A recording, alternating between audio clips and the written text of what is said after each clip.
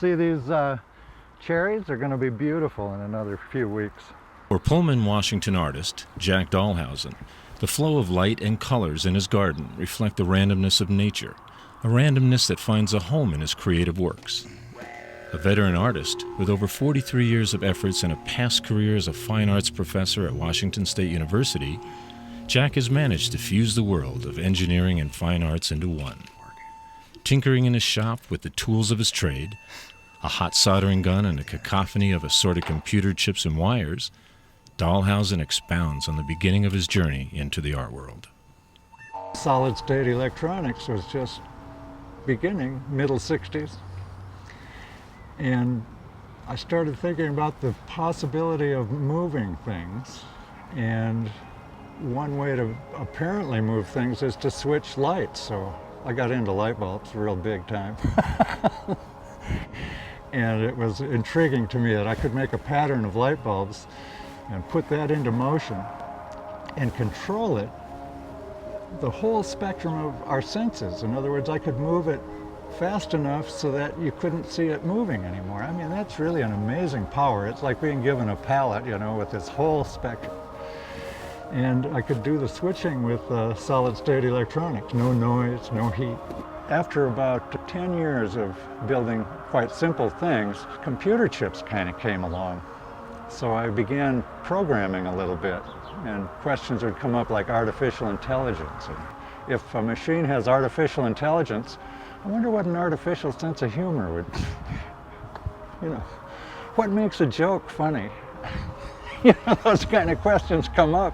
You wouldn't think so at the, you know, at the cool end of the soldering iron. You'd be thinking about things like that, but I did a lot. In a way, I'm kind of an existential engineer, you could say. I make machines for reasons of their qualities rather than their function. And I think art can be defined that way, objects made for their qualities. That way you get out of trying to define what you do. Many of Jack's machines at times appear to have a conscience as they monitor their surroundings. Most of them respond to people, and at first I just did that because I didn't want them running when no one was around. You know, that's a tree falling in the forest, you know, and I didn't want to use energy if nobody's seeing it, you know, so I just put in a motion detector like a switch, you know, it shuts off when no one's around. But of course, the minute I succeeded in getting one of those to work, everything changed, because then it was suddenly responding.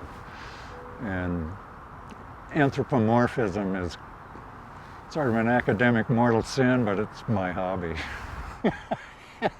Really like the idea of a machine having a personality that you conversed with a little bit. By eliciting responses to actions and sounds, coupled with the flowing visual of exposed wiring, Jack's machines take on a life of their own when stimulated. Within a distance of about 6 feet, this can detect how far away you are from the piece. And by doing that and how quickly that changes, it takes those variables from you and includes them in a dance that it's programmed to do. The dance is the direction of the lights, the speed they can go in, how bright or dim they are. And so as I approach it, it comes on and it will actually respond to my motion with its motion. And you can see that happening now. And as I get closer to it, it gets a little brighter and a little more strident. It'll make a little more sound. And the closer I get, the more strident it gets. If I get too close, it goes kind of berserk. And then it'll settle down if I step away. Another of Jack's machines, on the hour, chimes away, seemingly desiring a remote action so it can elicit a response. Well, it's a clock, it chimes the hour, and it also makes up these musical compositions using the motion and proximity of a viewer. So it has all these variables it puts together to make these harmonics. And a lot of fun to make, I'll tell you. It was a long time. And this is a kind of a loopy thing, you know. People either love this thing or they hate it. another chime. I've got it set up so that at a certain distance I can make it do the chime. That's a pretty dignified one. Some of them sound like a kid with a tin can and a stick, you know. From a man who taught figurative sculpture, Jack has managed to create objects that strip away the exterior, highlighting the form underneath the form. I've always thought a good work of art leaves more space than anything else. And anyway, you know, my work gets interpreted in all kinds of weird ways because it's so abstract, you know, image-wise. People don't find a figure in it. I hope it all kind of integrates, you know. The way the poppies grow has a lot to do with the way I do my wiring. Although it's very abstract and it has to function, the way those wires are hooked together mean a lot to me in terms of the finished product and the visible thing. There's no phony wire. Everything carries electricity. Cut a wire and the piece is disabled. There's a nice kind of vulnerability to that, too.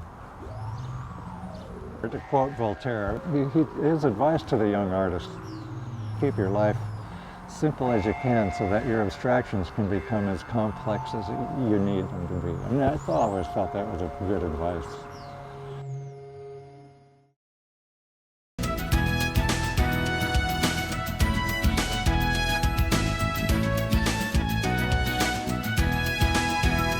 If you have an idea for Northwest Profiles, send it to KSPS TV, 3911 South Regal, Spokane, Washington 99223.